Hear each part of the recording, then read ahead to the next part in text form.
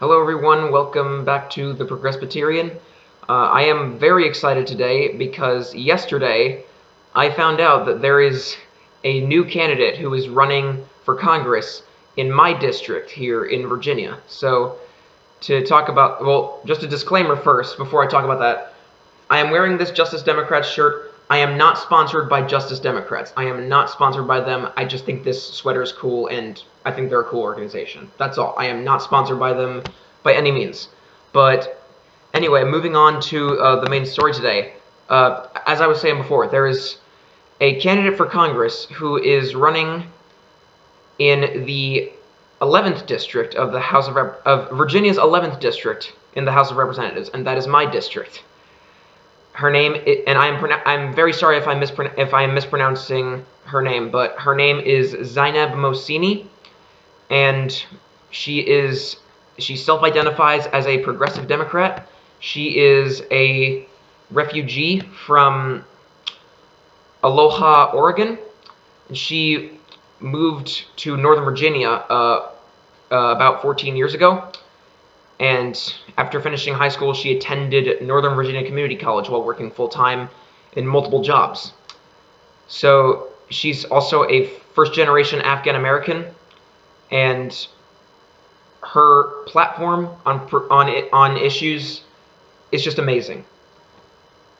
And basically, to give you the gist of what she's running on, if you go to her campaign website, you'll see she is in her education section. It says that she's campaigning for eliminating student debt and having free public colleges that will cover both tuition and housing. That's awesome.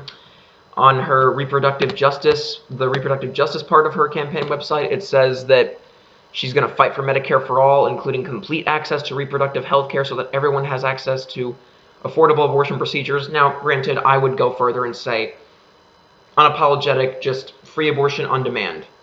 That's what I would say, because abortion is healthcare in my opinion. But again, she's still much better than her opponent, which I will talk about soon. In terms of healthcare, on immigration, she wants to defund ICE, which is pretty reasonable because ICE was created in 2003, and we've never really needed the organization because its sole purpose is to just detain people who are already in this country. And it's like, we already had our Justice Department to track down criminals before 2003. And, she also wants to decriminalize crossing the border so we reduce family separations. That's awesome. She also wants a pathway to citizenship for undocumented immigrants living in the United States. So that's pretty awesome too. She's very great on immigration reform. On policing, she wants to demilitarize the police and make sure that no military weapons get in the hands of the local police, because we all know the horror stories of those. And of course, I'd say the most important issue, on the environment, she supports a Green New Deal, and she really supports that in an effort to fight climate change. She wants to end subsidization of fossil fuel industries. She wants to, get corporate money out of politics. Really, really amazing. She wants to, in terms of criminal justice reform, she wants to end cash bail. She wants to shut down private prisons. So that's really, Miss Mohsini here is, and again, I'm really sorry if I'm mispronouncing her name. She's pretty awesome here. Now, who is she running against? Well, being that this is my district right here, District 11 in Virginia, she's running against my current incumbent Democratic representative, Democrat Gerry Connollys. Now, what's wrong with Gerry Connollys? Why does he have to go? Well, what are his failures as an incumbent?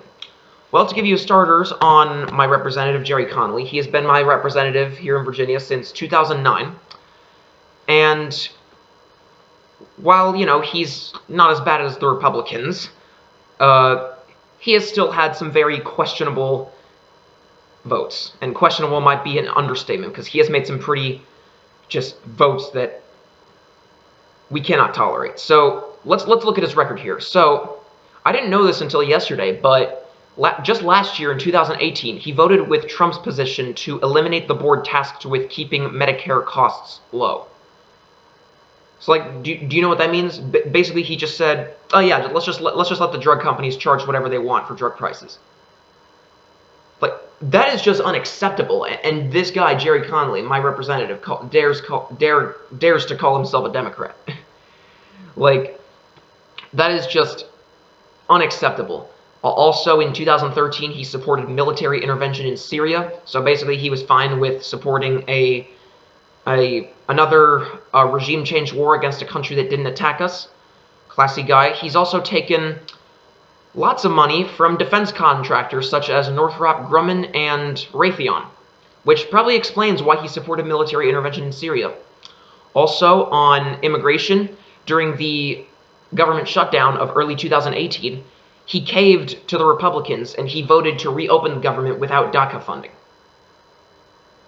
That is also just 100% inexcusable. Zainab Mohsini, she would not do that in Congress, okay? She not only would she not back down and fight like heck for DACA and for justice for undocumented immigrants, she is a refugee herself. She knows what it's like, okay? And also on other issues, on criminal justice issues and police reform issues. Gerry Connolly in 2014 voted against Alan Grayson's amendment that would have limited military surplus transfers to local cops. That means that Gerry Connolly voted to keep allowing the supplying of military weapons to police. Just wow. That's all I gotta say. Again, like the amendment was proposed by Alan Grayson back when he was a representative from Florida. I miss Alan Grayson. Yeah, like seriously, dude, you cannot call yourself a Democrat and vote against that amendment. Like seriously. And also, you know, in 2015, Gerry Connolly voted for to give Obama fast track on TPP. So that means he was fine with just the Trans-Pacific Partnership, basically a trade agreement that outsources jobs. He also voted in 2011. He voted to extend the Patriot Act's roving wiretap provision. So that means he's fine with the government spying on you without a warrant, basically. For all I know, the government could be spying on me through the very camera I'm recording this in because of Gerry Connolly's vote. That is just unacceptable again. And of course, you know, one of my most important political issues is he does not support Medicare for all. And not only does he just not support it, he hasn't even co-sponsored it. Isn't even a co-sponsor of it. He also has not co-sponsored free college. He does not support giving people a tuition-free education. And of course, lastly, in 2016, Gerry Connolly was a superdelegate for Hillary Clinton. And he did not support Bernie Sanders. He endorsed Hillary way early on, I believe. So instead of endorsing Bernie Sanders, who would have really changed the system in the way we need, like Bernie would have given us healthcare for everyone. He would have given us free college. Instead, he supported Hillary Clinton, who is well known. Surely I don't need to explain much about Hillary Clinton, but he chose the candidate who gave speeches at Goldman Sachs for several $100,000 over the candidate who was fighting to keep Glass-Steagall in place back in the 90s. And at the same time, Hillary was supporting the repeal of Glass-Steagall in the 90s. So, yeah, that is why Gerry Connolly needs to go. He is a typical, you know, centrist Democrat. He's part of the New Democrat coalition. And you have no idea how happy I was when yesterday I found out that Gerry Connolly had a primary challenger. My face like just lit up like a Christmas tree. And I looked up Zainab Mohsini, and she really impressed me. And I cannot wait. Hopefully we can, if you live in Virginia's 11th district like I do, and you want to see progressive policies put in place, get out there, like help out Zainab Mohsini, because she's pretty awesome. She's a heck of a lot better than Gerry Connolly. She could really use your help. Her website is zainabmohsini.com, and hopefully we'll get more progressives in Virginia because we have some pretty terrible representatives here. So that's that. In a nutshell, I'm really glad that Zainab Mohsini is running, and I cannot wait to help her win.